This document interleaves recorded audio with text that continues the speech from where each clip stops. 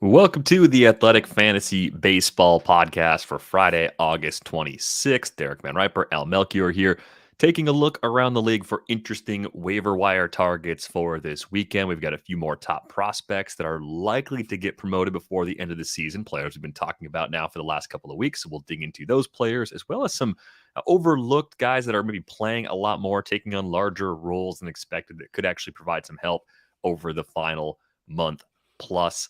Al, we begin up top with some of the top prospects. We talked earlier in the week about the changes to the CBA, and now we're at the point in the season where a player cannot accrue enough service time to lose eligibility for next year's Rookie of the Year award, which is important because teams now receive compensation in the form of draft picks for players winning those awards. So, aside from comments made by front offices, we have an indication that Gunnar Henderson, Corbin Carroll, both of those players might actually see significant time down the stretch for their respective clubs. I know we've talked about them a little bit off and on for probably a month or so now in leagues where both are still available and you have to choose between one.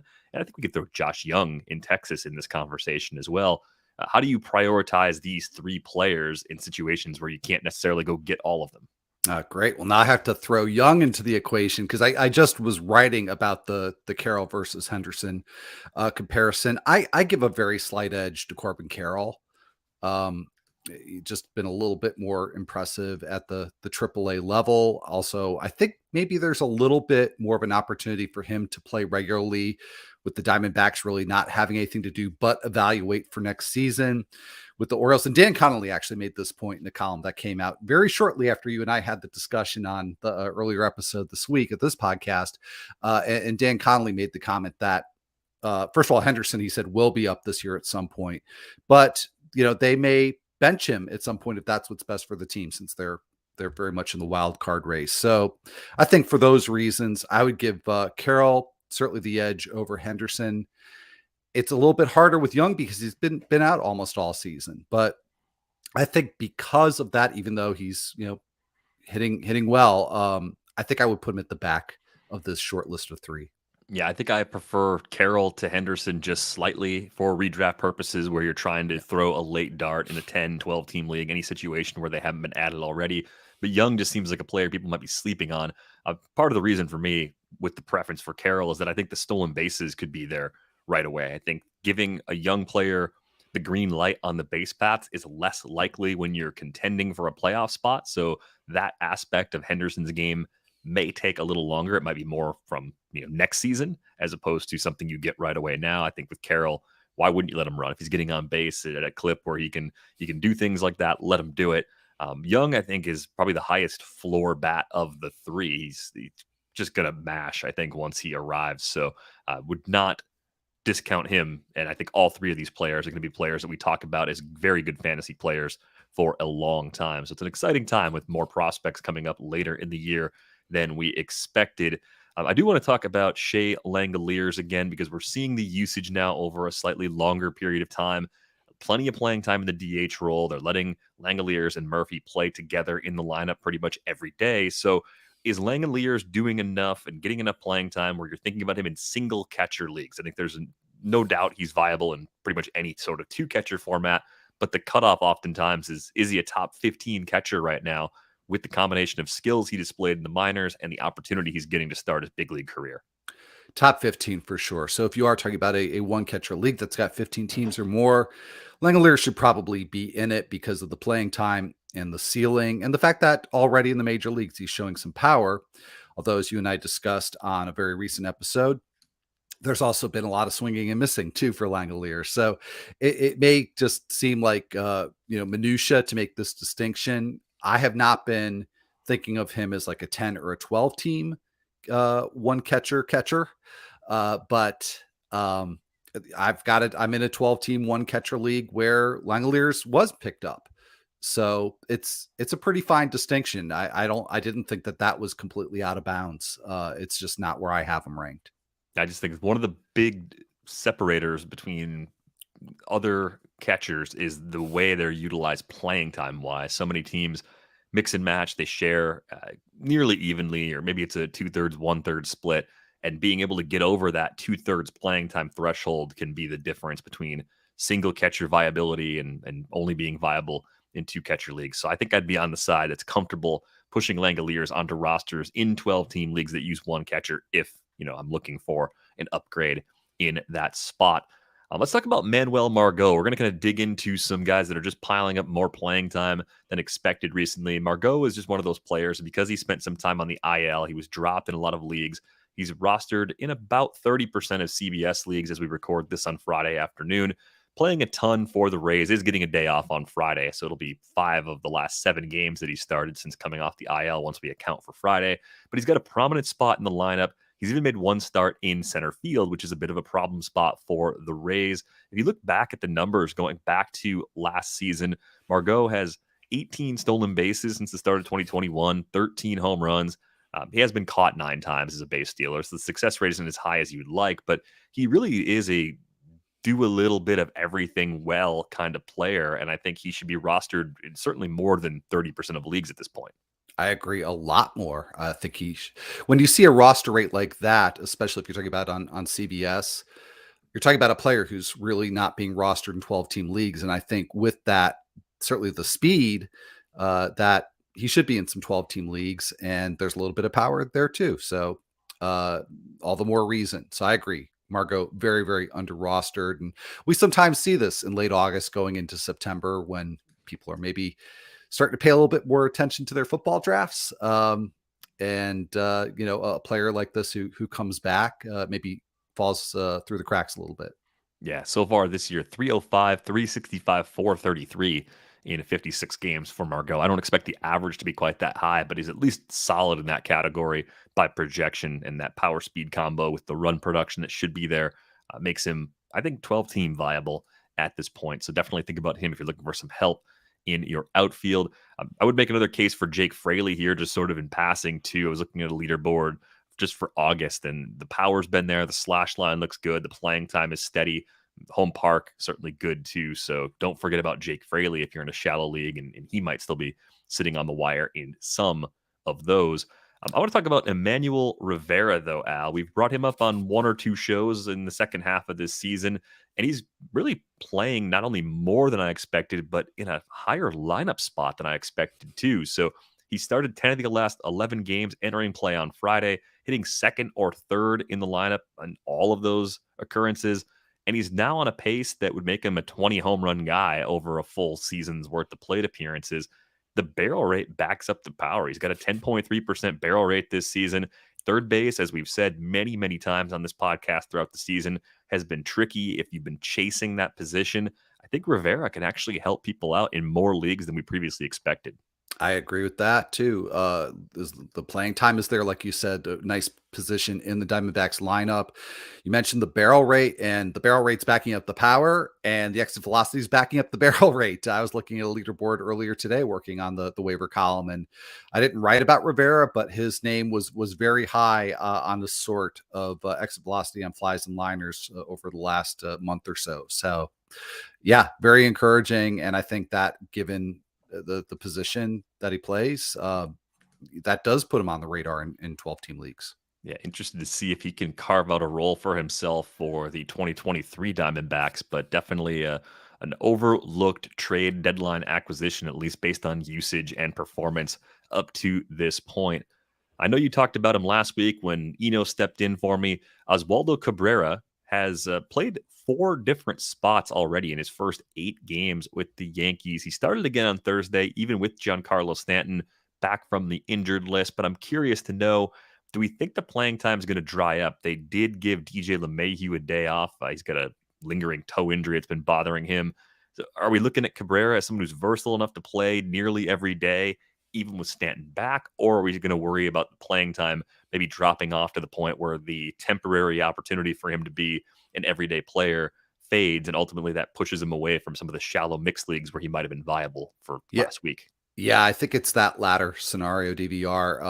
And I did, and when I talked about this with Eno, I made the case that I thought that Cabrera, and this is really more just in comparison with Esteban Florial, that I liked Cabrera, his chances to contribute in fantasy better. Now he has played much more regularly than Florial, but I was hoping that he would take this opportunity to at least hit for a little bit of power, hit for average. He really hasn't produced a whole lot, and the versatility is a nice bonus, and it might be a thing that keeps him relevant for deeper leagues and especially mono leagues. But what I was foreseeing is that maybe he would spend a lot of time at shortstop, and he's not really showing anything yet that would make him an upgrade over Isaiah Kiner-Falefa. So yeah, I imagine that now with Stanton back, we will see that playing time taper off quite a bit. If you picked him up already or you're thinking about picking him up, at least keep an eye on the playing time for the rest of their current weekend series against the A's, because that could be an indication of what's to come for Oswaldo Cabrera. I mean, it's an old enough team.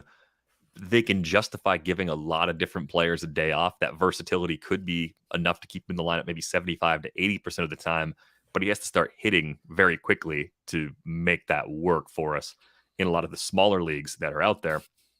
We've seen a lot of Ezekiel Duran really since he rejoined the club in late July. 5 consecutive starts entering play on Friday, getting pretty much everyday run at third base at this point.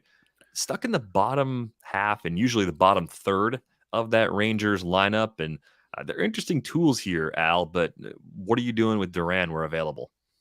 If he is somehow available in 15 teamers, I think he belongs there just for the playing time and for the ceiling. But Durant's been a little bit frustrating because the playing time's consistent lately, but it hasn't been all season long. The production hasn't been there for much of the time that he's been up. So that's kind of where I'm seeing him, is somebody who should be rostered in 15 teamers, not really much shallower than that, and somebody who will probably sit about as often as he starts. Talk about a couple of Cardinals. Lars Nootbaar kind of fits into our outfielder conversation from a few minutes ago. I think the way they're using him right now in St. Louis, you could probably think about him in 12-team leagues where available. Do you prefer Nootbaar versus Fraley versus Margot? Do you have a strong preference among the three?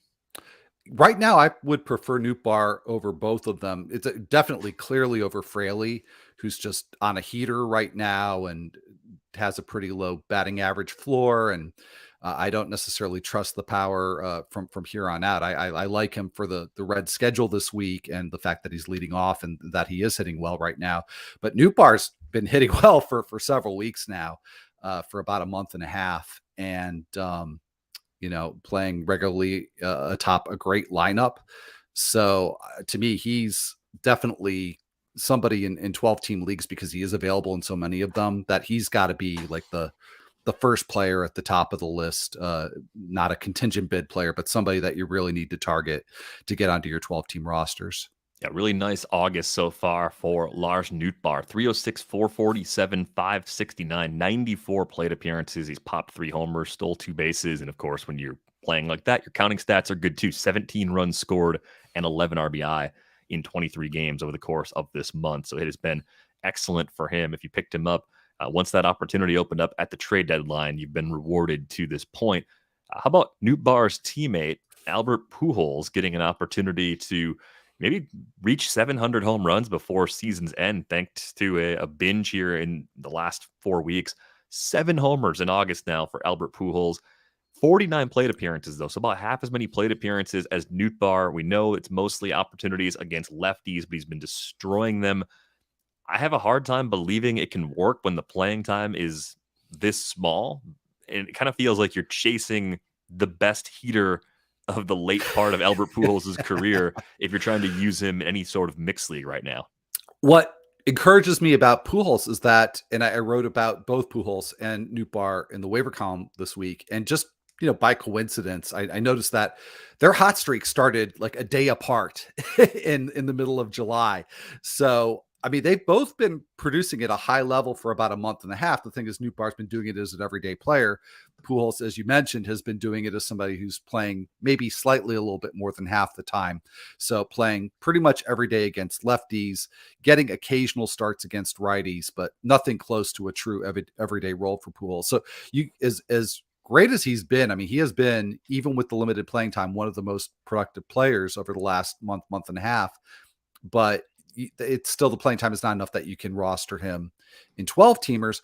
But the good part of this is that he is still available in a lot of 15 teamers, including mine. I was very pleasantly surprised to see when I was looking at free agents in one of my 15 teamers today that Pujols was still there. I think there's a place for him there. I think as long as he stays on this heater, and again, he's been on it for about 7 weeks, 3 or 4 starts a week, I think is enough. I think I would put him down as more of a contingency option in those 15 team leagues were available, just because I think the safer playing time floors of the other corner options are more likely to be a net positive for you. But hey, if he stays as hot as he's been, it's going to work out just fine. The other player that's in a limited role right now that's doing a lot with that role is Keston Hira. 5 homers in 12 games so far in August. Has a stolen base in there as well. K rate at 34.3%. So still very high, but not quite the 40% that we've seen in recent stretches from him. I think it's still too small of a role in most cases, but if you're thinking about Pujols in a 15-team league as kind of a bench option, I think Hira is probably in a similar role right now for the Brewers and offers kind of similar skills, actually, with a little bit of speed on top of it.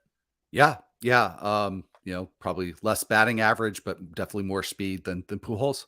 So yeah, I think that's a great comp. And I think if you are willing to make that contingency bid on Pujols and your 15 teamers, then I would probably put Hira behind Pujols. But again, if your need is more for stolen bases and less for batting average, I have no issue with those players being flipped. If you're in a keeper or a dynasty scenario and Hira is out there right now, he is 26, just turned 26 earlier this month. Do you pick him up now as a cheap stash and just kind of wait and see what the offseason might bring? Because there may be a team out there that wants to see what he can do over a full season's worth of plate appearances again. The slash line for the year, 55 games with the Brewers so far. We're sitting at 242, 352, 510. I mean, that's actually really good despite the swing and miss problems that he's been dealing with. That's kind of what we were looking for a couple years ago from Hero, right? I mean, you'll take that, and the big issue is the playing time for him. So I like that suggestion to pick him up in a fairly deep keeper league, where you really have a lot of keeper slots or maybe unlimited keeper slots. I like that a lot because he is still young enough that he could put up those kinds of numbers in a regular role. I hold out that possibility. A few more catchers that I just wanted to throw out there real quick. I know Sebi Zavala is getting more run right now because Yasmani Grandal is on the IL for the White Sox. But I did see just before we started recording, Grandal has already started a rehab assignment, so that playing time will probably shift pretty quickly. The 2 guys that I'm sort of interested in if I'm looking to fill in a 2-catcher league are Nick Fortes in Miami and PJ Higgins in Chicago. And I think Nick Fortes has 146 plate appearances since debuting. I believe that was back in May. He's got a sub 20% K rate for the season. It's a 242, 315, 447 line. Really not bad for a catcher. And since debuting, he's 10th among catchers in runs scored. He's 23rd in RBIs and tied for 16th in home runs. So I think that actually plays just fine in a 2-catcher league. And I think he's one of those players that a lot of people are still ignoring. Yeah. And probably the biggest negative is the fact that he's in a Marlins lineup that is just not doing anything of late. But in 2-catcher leagues, he's definitely somebody that you could cycle in. I'm sure there are people out there that have teams like some of mine where I've just been cycling catchers all year long, or at least cycling that second catcher. I think Fortis is worth a try in that role. You give him a week or two, and the home runs have been fairly steady. And for a second catcher, if you just get power, just get a little something, that's better than you can get from a lot of your other options. More interesting skills for Fortes than there are for PJ Higgins. But Higgins plays a few other positions, and I think it's that playing time volume. It's ticked up to the point where he can be a useful temporary solution if you're chasing playing time with that second catcher spot. Now, I love the scenario. We've had this happen a few different times this season, Al. We've had players getting promoted on Friday evening, and we're recording on Friday afternoon, and we'll get a look at the player at some point before Fab actually runs. In this case, it's a pitcher in DC. Cade Cavalli is going to make his big league debut on Friday night. Really good numbers in the minors, especially over the last 2 months. The overall numbers this season, just over a strikeout per inning, a sub-4 ERA, a whip under 1.2. If you read scouting reports, the main concern is command. So it's either going to be walks or home runs, probably giving him some fits early on in his big league career. But it's been a rough season. If you've been chasing pitching on a regular basis, finding consistently good innings has been a challenge. And I think you can at least look at Cavalli as a matchup based starter because workload wise, he should be fine for most of September. I don't think an early shutdown is likely just based on how much they used him last year and where his innings count sits this year. So, what's your interest level in Cavalli as maybe one of the last pitching prospects that will get a shot this season?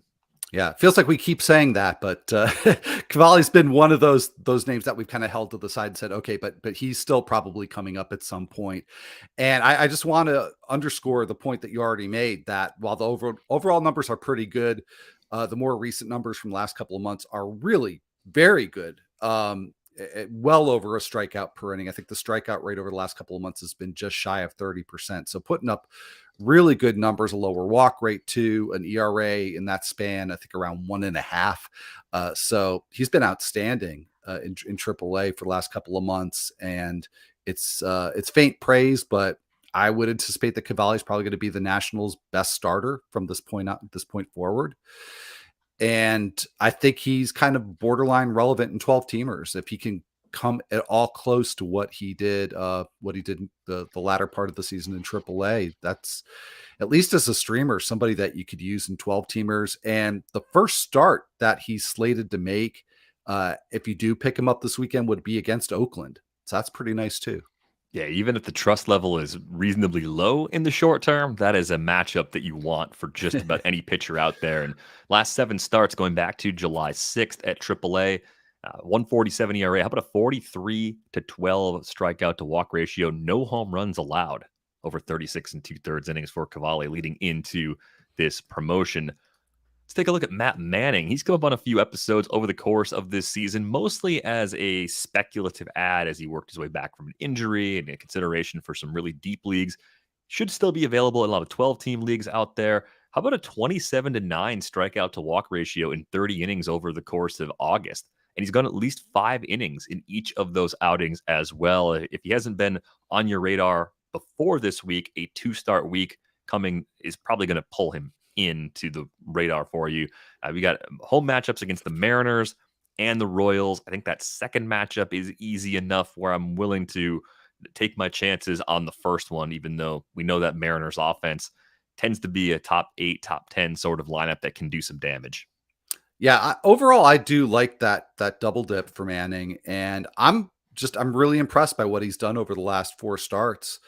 And I don't usually like to give that much weight to that small of a sample, but it's just it's such. I guess there's 2 things here. It's a dramatic improvement over what he did prior to coming off the IL. Most of that was in 2021. Just a miserable 2021, both at AAA and with the Tigers. But also the fact that what he is doing now is what we might have expected from Manning if we were, coming here on the time machine from, 2018, 2019. So, with somebody who's, got such a high prospect pedigree, I was actually surprised, DVR. I went back and looked at the Fangraphs prospect rankings for the Tigers coming into 2021. So not that long ago, two seasons ago, before last season, he was ranked second overall in the Tiger system behind Torkelson, ahead of Tarek Skubal, ahead of Casey Mize. So I maybe I'm just speaking for myself here, but that was shocking to me, given that my perceptions were so, I think, so tilted by what he did last year. So by the same token, I'm taking what he's doing lately, much more seriously, given that this was the trajectory a lot of us thought he would be on. I think you can go back to a few different points since the Tigers had all 3 of those pitchers, Casey Mize, Matt Manning, Tarek Skubal, all in the system. And I think if you ask different people at various points, the order would come out different every single time in terms of which of those 3 pitchers they thought was going to be the best big league starter. With Manning, a lot of injuries have slowed him down. I think have really limited how effective he's been, even in the upper levels of the minor leagues. But you take a look at the pitch mix so far this season, and he's got a 4-seamer, a slider, a curveball, a sinker, and even throws a changeup occasionally. So we're talking about 5 pitches for a younger starter. Mixes them pretty well. The slider's getting really good results. So he's got a breaking pitch that he can use that hitters can't really seem to do a whole lot with. Even though it's not premium velocity, it's sort of a good enough velocity. And I think matchups wise, too, you can find yourself with more good matchups than bad with him working out of the AL Central. So could just be the kind of player delivering on that promise after a bit of a delay. And it wouldn't be that surprising.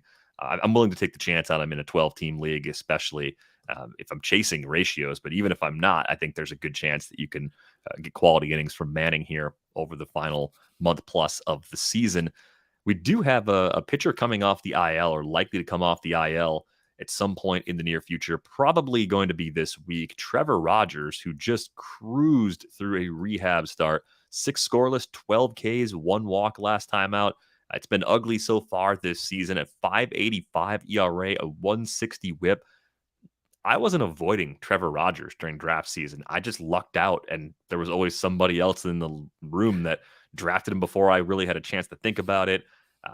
I'm kind of intrigued that maybe he's finally figuring it out again, coming off that excellent rehab start. What are you doing with Trevor Rogers in places where he's available? It's about 50% of CBS leagues where he was previously dropped. Well, I mean, probably for the most part, avoiding him. If there's a league where, and this is just not really, I think, the case in any of my for any of my teams right now, but if there's a league where I feel like I can just stash somebody just kind of on a flyer, I think that Rogers probably more so just because of what he did last year than that one rehab start, although that was certainly good to see. But stash him and see how he does in his first start back for the Marlins before actually starting him. But like I said, because that's a situation I don't really have on any of my teams. I think this time of year, very few of us have a situation where we can just stash somebody to wait and see how they do for a start or two. In all reality, I'm probably not going to be rostering Trevor Rogers anywhere this year. I'm willing to take the risk. The ceiling has been shown to be high enough. I will take the chance on picking him up. I do have a few teams I've talked about throughout the year that I'm still chasing ratios in a big way. I need the what could go right sorts of arms for late season pickups, and I do think Rogers fits that description, but he comes with plenty of risk. If you're in protect ratios mode, I think it is more of a wait and see sort of pickup that you described, where you might add him, but you don't necessarily throw him out there in that first turn out there against the Rays if that's the situation that you're in. Let's talk about Ross Stripling for a moment. Are there leagues in which he shouldn't be rostered, especially this week where he's got a road start against the Pirates as his lone matchup? And Ross Stripling has been excellent this year.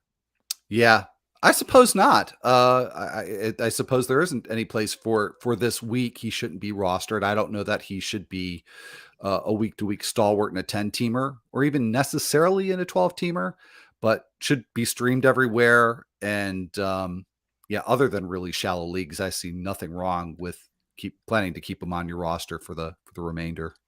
Yeah, I think there's a lot to like actually with Stripling at this point. High win probability most times out as well, even beyond this matchup against the Pirates coming up in the upcoming week.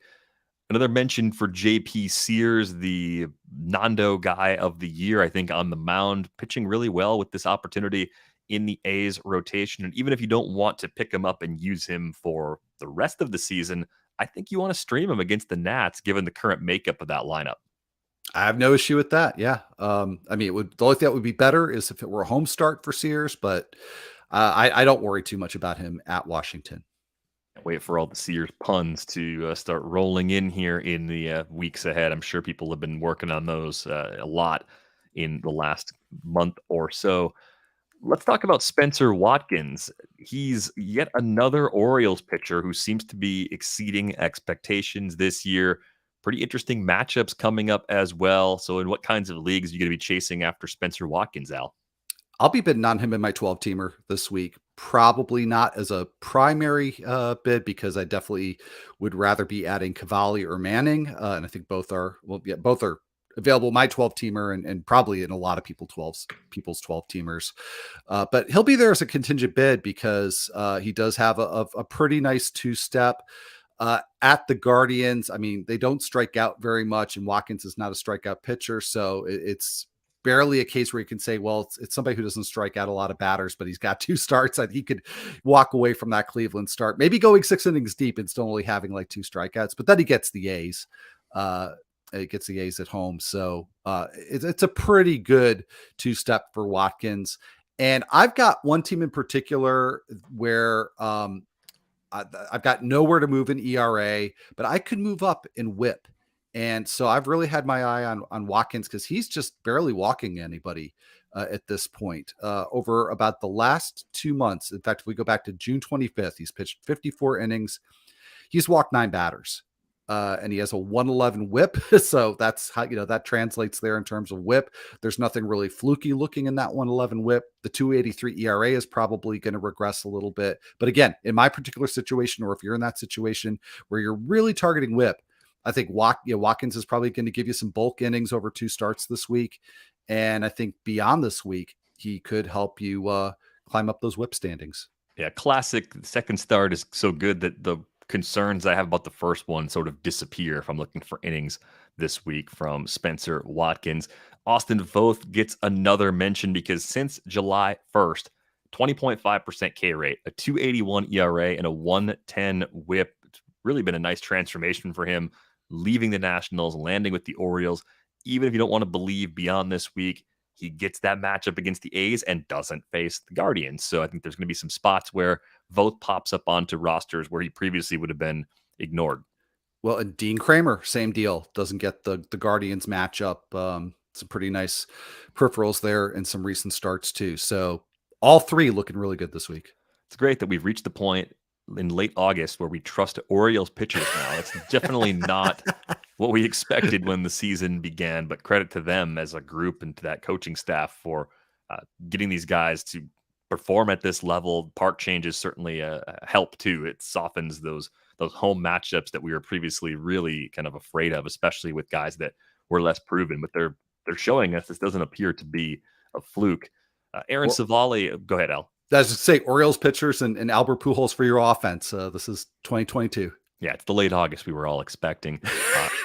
Aaron Savali, just like Austin Voth, it's fine if you don't believe. I don't think the streaming situation is quite as good here because the matchup, I believe, is against the Mariners. But this might surprise you. A 1.99 ERA and a .93 whip with a 25-3 strikeout to walk ratio in his last 5 starts. It covers 22 2/3 innings. He had an injury-shortened outing in that window. There's a little bit of individual outing innings risk here with Savali, just based on how the Guardians have managed him. But it does seem like some things have changed in this profile for the better, and he's certainly heading in the right direction after a pretty miserable first half. Yeah, and for me, there's maybe a little bit of confirmation bias here because I've liked Savali pretty much for since his rookie season, and I'm any sign I can take where it looks like he's getting back to his earlier form, I'm encouraged. I wanted to ask you about Clark Schmidt getting an opportunity, at least temporarily, with the Yankees. Any concerns about the in-start workloads as he temporarily joins that rotation? Absolutely. I just don't expect that Schmidt is going to be going very deep into games, probably not even 5 innings. So as enticing as it is, I mean, initially seeing the news about Nestor Cortez going on the IL, I thought, okay, yeah, this is intriguing. But looking at how Schmidt has been used and given how this could be a very short-term role for him, I'm going to be placing my bids and my attention elsewhere this weekend. He did have some longer outings, though, during his time at AAA. I think he went more than 4 innings on 5 occasions. So maybe we'll get him there, but it's just going to be an outing or 2, perhaps, before he actually can go 5 at a time. And they might not need him in the rotation long enough for that. So I would say mostly AL-only leagues for Clark Schmidt would be where the appeal is for at least the upcoming week. I do think Ryan Yarbrough has a case to be rostered in deeper mixed leagues again, though, because the Rays have been using an opener in front of him, and that bulk innings role has been working. A 3.47 ERA and a 110 whip since returning back on June 30th. How about a 31-6 strikeout to walk ratio in 36 and the third innings? If we knew the Yankees were going to use Clark Schmidt the way the Rays are using Ryan Yarbrough right now, they'd be on equal footing for me. Yeah, that's fair. That's absolutely fair. But for me, Yarbrough is actually very similar to Savali in terms of somebody that I've liked for a few years and really encouraged by the recent positive signs since being used in this role again. And definitely looking for him in my 15 teamers this weekend. Let's get to a few questions from the folks watching us live on YouTube here on Friday afternoon. Trevor wants to know, with Moncada's injury, looking for a possible backup plan at third base, my playoff matchup next week, Who do you prefer among Ryan McMahon, Alec Boehm, Emmanuel Rivera, and Evan Longoria? Longoria is sneakily really good on a per plate appearance basis this Yeah. season, but the injuries have just made it really hard to roster him in a lot of mixed leagues. Yep. Yeah. No, I mean, if he played every day, he'd actually be a really easy pick for me. And that per game production is something that he actually was doing last year too, but with similar downside. So it comes down to Bohm and Rivera for me. We already talked about Rivera, but I think I actually would give a slight nod to Bohm here. That's a tough call. The scoring in that one, head-to-head points based on linear weights, similar to Ottoneu, no penalty for batter strikeouts. McMahon to me is just so schedule dependent. You know, if the Rockies are at home, that changes everything about him, and he's played a lot better more recently. So if I don't have the schedule in front of me at the moment, if the Rockies are home for part of the week, that might be enough to even steer me to McMahon out of this group. But that's a really tough problem to have. So good luck, Trevor. It's Bohm from Al. It's McMahon if he's got 3+ at home next week without a whole bunch of lefties taking away that playing time potentially. Larry's got a question. Thinking about dropping Gilbert for George Kirby in a 12-team points only league. Would you actually do that in a league where you can only use the 6 pitchers? And I'm assuming this is redraft, which makes that decision easier. And I think I would. Yeah. Yeah, Kirby just filling up the strike zone right now. Looks kind of like early career Shane Bieber in some ways, just with the walks basically disappearing. So interesting player to think about here, especially because the Mariners are kind of trying to balance the workload without burning up all of his innings, but they need him if they're going to make the playoffs. So they don't really have the luxury of backing off him all that much. Let's get to a few schedule-related pitching considerations. I'm going to run through these pretty quickly. Brian Bayo's got a 2-step this week at the Twins, home against the Rangers. First start back from injury against the Jays was actually really good. 7 strikeouts over 5 innings, held in the 2 runs, only walked 1. What's your interest level in Bayo compared to some of the other pitchers we were looking at? Pretty similar, pretty similar. And the probably, well, 2 concerns, and one is just can he follow up that last start against the Blue Jays, given that his performance prior to going on the IL wasn't very encouraging. But the other thing too is that Nathan Eovaldi could come back and take that second start away from Bayo.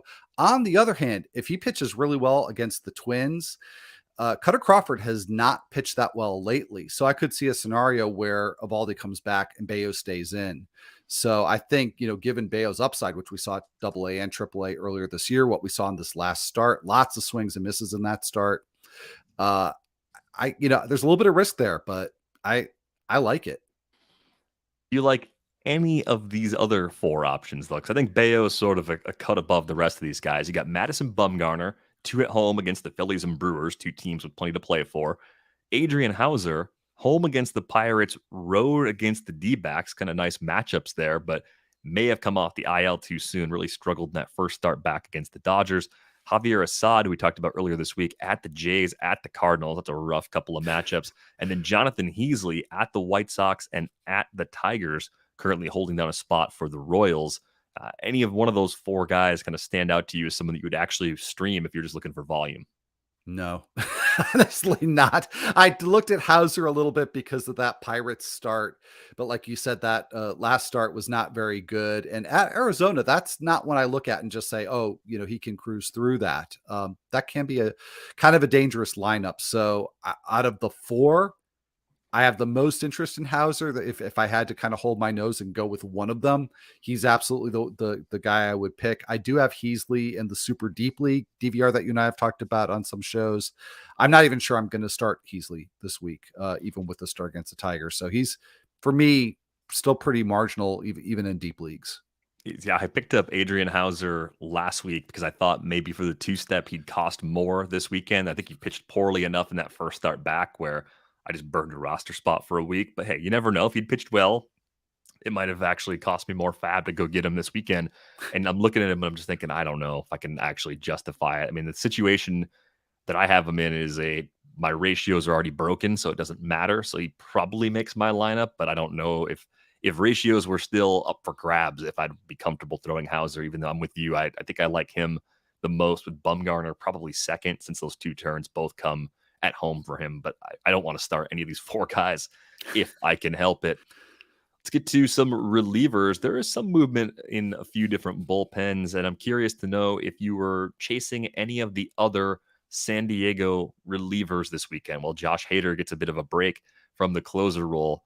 Which Padres reliever would you be most likely to pick up?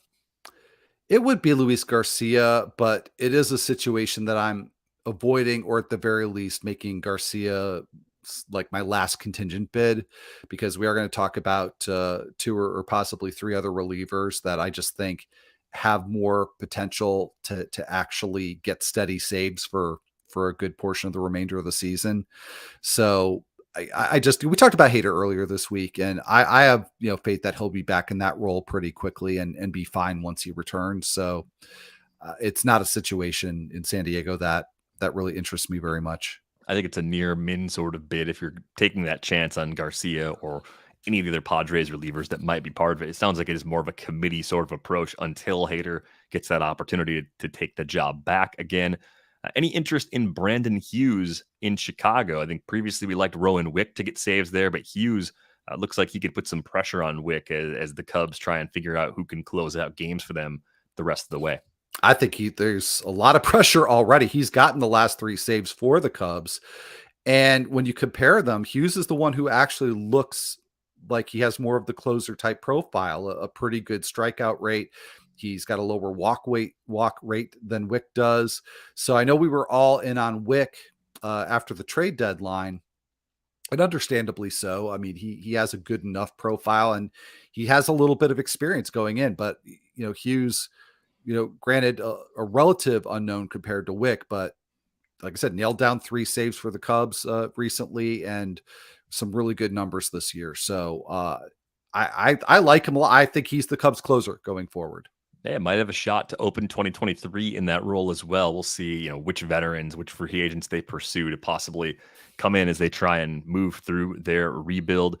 We found out Ryan Presley is going back to the IL. So is it Rafael Montero that actually draws the most interest for you from a redraft perspective this weekend? Absolutely. He picked up the save on Thursday night against the Twins. It's probably not just going to be Montero. In fact, I saw something on MLB.com that said that it's him and Will Smith and Hector Neris. But Montero has the most saves of the three. He's, Will Smith is a relative newcomer to Houston, but you look at, that Astros bullpen, and Montero has been the clear number two guy in succession there. So, and he's good. So I would expect that for however long Presley's out, Montero will get the most saves. Probably less available than the other relievers we've talked about so far. Jason Adam, who came up on our episode on Thursday as a reliever on the rise. It seems like you see him as someone that's going to take over a larger share of the save opportunities for the Rays down the stretch.